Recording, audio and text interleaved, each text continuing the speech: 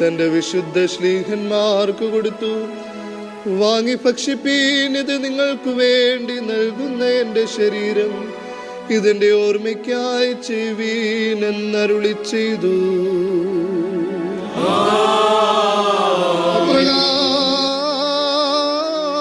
അപ്രകാരം തന്നെ വീഞ്ഞിൽ നിന്നും വെള്ളത്തിൽ നിന്നും കലർത്തിയതായ കാസായേയും അവൻ എടുത്തു.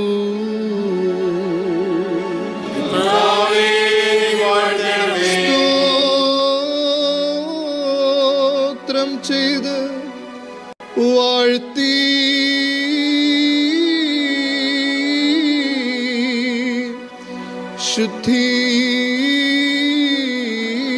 ശുദ്ധീകരിച്ച് തന്റെ വിശുദ്ധ ശ്ലീഹന്മാർക്ക് കൊടുത്തു.